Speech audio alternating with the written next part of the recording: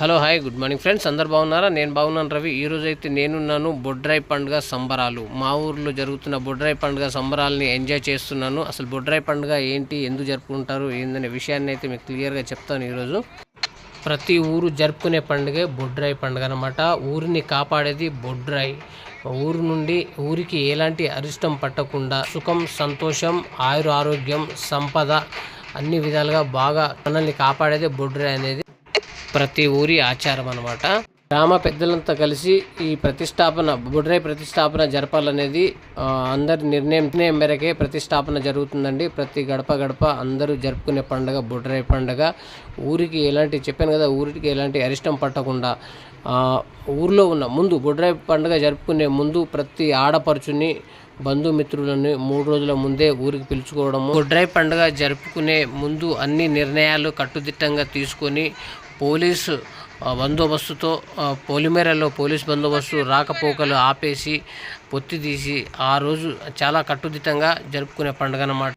బొడ్రాయి పండుగ జరుపుకునే తరుణంలో చుట్టాలు, బంధుమిత్రులు, ఆడపడుచులు ఎవరైనా సరే ఊర్లోకి వచ్చిన తర్వాత మళ్ళీ వెళ్ళడం అంటూ పండుగ బొడ్రాయి ప్రతిష్టాపన జరిగిన తర్వాత ఆ మరుసటి రోజు మాత్రమే వెళ్ళడానికి ఉంటుంది. ఒకసారి కనుక బొడ్రాయి ప్రతిష్టాపన జరిగే రోజు రాకపోకలు, ఊర్లోకి రావడం కానీ, ఊర్లో నుండి బయటికి వెళ్ళడం కానీ అలాంటి అన్నీ ఆపేస్తారన్నమాట. బొడ్రాయి ప్రతిష్టాపన జరుగుతున్నప్పుడు ఆ ఊరు చుట్టూ పొత్తి పోయడం కానీ, ఏటపోతులను కోయడము, కోళ్ళను కోయడము. ఆ పొత్తి పోసే తరుణంలో ఎందుకు రాకపోకలు ఆపుతారంటే, ఆ పొత్తి పోసే టైంలో ఎవరైనా ఎదురుపడ్డా కానీ ఆ టైంలో ఎవరైనా సరే తన సొంత వాళ్ళైనా సరే ఎదురుపడితే బలి తీసేసుకుంటారన్నమాట. అందుకే చాలా సివియర్గా ఉంటుంది. అన్నీ కట్టుదిట్టంగా అన్ని విధాలుగా చూసుకొని చాలా జాగ్రత్తగా అన్ని నిర్ణయాలు తీసుకొని నిర్ణయాల ప్రకారమే కొనసాగుతారన్నమాట.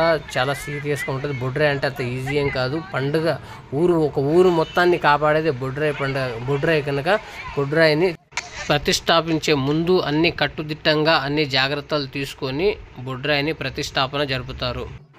బొడ్రాయి పండుగ జరుపుకునే ఏ ఊరైనా సరే ప్రతి గడప ప్రతి ఇంటి నుండి ఆడపడుచులని ఆహ్వానించాలి. 3 రోజుల ముందే ఆహ్వానించాలి. వాళ్ళు వచ్చిన తర్వాత పండుగ పూర్తయిన తర్వాతనే మళ్ళీ వెళ్ళడం అంటూ జరుగుతుందన్నమాట.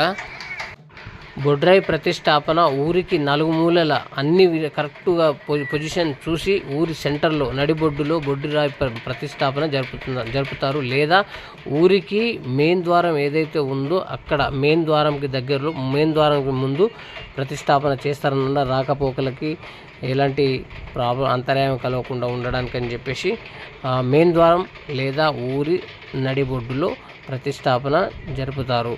ఇంకోటి మీకు చెప్పాను, ఊర్లో ఏ కార్యం జరిగినా ప్రతి పండుగ, దసరా కానీ ఇంకేమైనా పండుగలు, గ్రామ పండుగలైనా, గ్రామ దేవతల పండుగలైనా ఏది జరిపినా కానీ బొడ్రాయిని పూజించిన తర్వాతనే మిగిలిన కార్యక్రమాలు మొదలు పెడతారనమాట.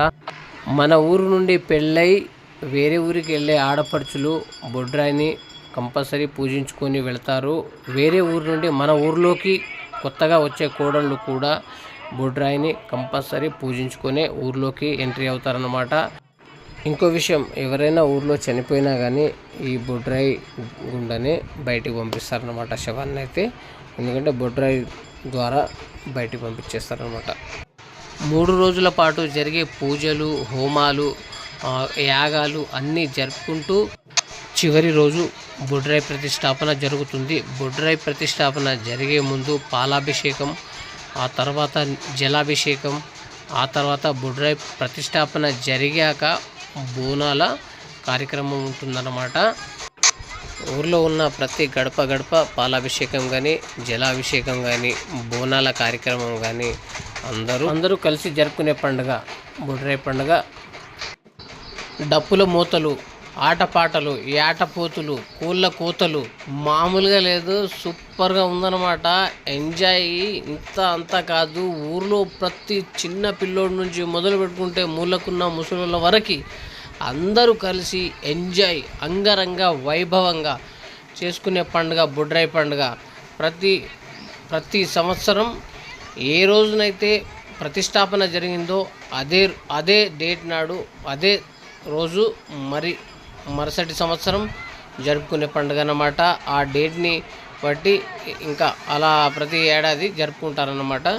చూస్తున్నారా, మామూలుగా లేదు, జనాలంతా రద్దీగా ఉన్నారనమాట. ప్రతి గల్లీ ప్రతి రోడ్లో ఇదే మొత్తం జామ్ ఎక్కడ చూసినా కానీ అంత రద్దీ అనమాట. జనాలు నడవడానికి అసలు ప్లేస్ లేకుండా పోతుంది, మొత్తం తొక్కిసలాట అయిపోతుంది అనమాట. చూస్తున్నారా, కొబ్బరికాయలు, యాటపోతులు, కోళ్ళ కోతలు, డప్పుల మూతలు. 3 రోజుల్లో ఆఖరి రోజు ఏదైతే ఉంటుందో ఆ రోజు అయితే చాలా సివియర్గా ఉంటుంది, చాలా డేంజర్. ఇంట్లోకి వెళ్ళి ఎవరు బయటికి వెళ్ళారన్నమాట. బయటికి ఎందుకు వెళ్ళారంటే ఆ రోజు నైటు ఊరి చుట్టూ, మా ఊర్లో అయితే 2 ట్రాక్టర్ల నవధాన్యాలతో ఊరి చుట్టూ పొత్తి తీయడం జరిగిందనమాట. పొత్తి అంటారు, పొత్తి తీయడం జరిగింది అంటే గిర్ర గీయడం. ఆ గిర్ర గీసుకుంటూ ఆ గిర్ర చుట్టూ పొలిమేరలో మొత్తం పొత్తి తీస్తారనమాట నవధాన్యాలతో. ఆ టైంలో వేరే ఊరు వాళ్ళు కానీ ఇంకెవరైనా కానీ ఎదురు పడితే అంతే సంగతి. అందుకే ఎవరు బయటికి రారన్నమాట. చాలా కట్టుదిట్టంగా ఉంటుంది పోలీస్ బలగాలతో. నా పొలిమేరలో అంతా అన్ని విధాలుగా పోలీస్ బలగాలతో చాలా కట్టుదిట్టంగా చేసే పండుగ అన్నమాట.